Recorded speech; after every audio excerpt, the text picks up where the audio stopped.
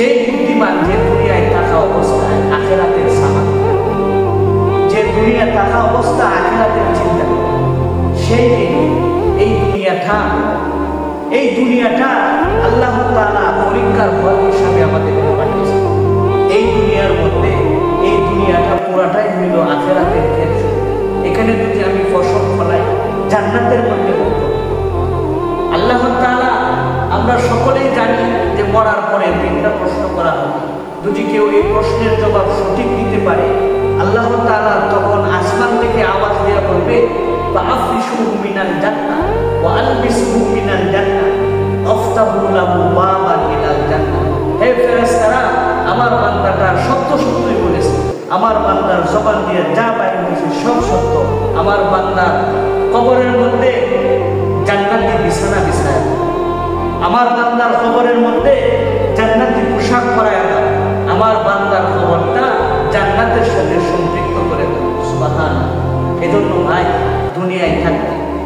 দুনিয়ায় থাকতে আখিরাতের সামান তৈরি করি, আখিরাতের চিন্তা করি। এই দুনিয়া খাও, আমি যেদিন মরবো সেদিনও আমার বন্ধুরা আড্ডা দিবে, সেদিনও আমার বন্ধুরা ঘোরাফেরা করবে, এই দুনিয়া আগের মতোই চলবে, কিন্তু আমি থাকবো। বুদ্ধিমান তো সেই যে দুনিয়া থাকতে আখিরাতের সামান করে ভাই। এজন্য মনে করেন একজন সন্তান দুনিয়ার থেকে, বাংলাদেশ থেকে বিদেশে গেছে টাকা কামানোর জন্য। তার উদ্দেশ্য যে কষ্ট করিয়া 5 বছর 7 বছর 10 বছর থাকবো, আর বাড়ির মধ্যে টাকা পাঠাইবো, আমার জন্য ঘর বানাইবে, আমার জন্য এরকম সব কিছু তৈরি করবে, যে বাকি জীবন আমি বাংলাদেশের মধ্যে আইসা, দেশের মধ্যে আইসা সুখে শান্তিতে থাকবো।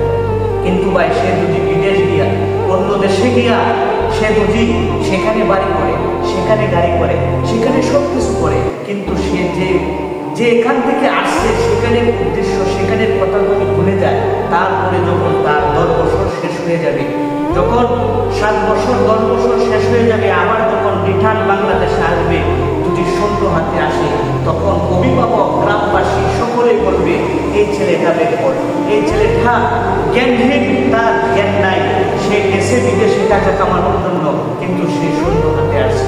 ভাই, এই জন্য যুবক ভাই, ওরা বাবারা, আপনি আপনাদের ভাইয়া ধরে বলতে চাই, ভাইয়া ধরে বলি, এই দুনিয়ার মধ্যে থাকবেন, কিন্তু এই দুনিয়া ক্ষণস্থায়ী না। এই দুনিয়াটা হলো, এই দুনিয়াটা ক্ষণস্থায়ী, এই দুনিয়াটা চিরস্থায়ী। এই জন্য এই দুনিয়ায় আমরা থাকবো, কিন্তু আখিরাতের দিকে তাকায় থাকবো, আখিরাতের সামান তৈরি করবো। আর যদি আখিরাতের সামান না তৈরি করতে পারি, তাহলে এই যে বিদেশ থেকে যেরকম শূন্য হাতে আসছে, আমার এই দুনিয়ার হায়াত একদিন শেষ হয়ে যাবে। সেই দিন আমিও এই দুনিয়া থেকে শূন্য হাতে কবরে চলে যাব। সেই দিন বুঝে আসবে ভাই, ফেরেশতারা আমাকে উল্লেখ করবে। এজন্য ভাই, আমরা সকলেই মৃত্যুর পূর্বে, মৃত্যুর আগে আখিরাতের সামান তৈরি করতে রাজি আছি না ভাই?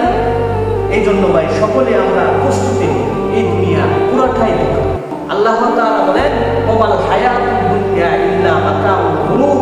সব ধোঁকা, দুনিয়ার মধ্যে যা কিছু আছে সব ধোঁকা। বন্ধু ধোঁকা, ভাই ধোঁকা, বোন ধোঁকা, মা ধোঁকা, বাপ ধোঁকা, এরকম ভাবে যা কিছু আছে দুনিয়ার, ব্যবসা ধোঁকা, গাড়ি ধোঁকা, সংসার ধোঁকা, স্ত্রী ধোঁকা, যা কিছু আছে সব কিছু আমার ধোঁকা, সব ধোঁকা।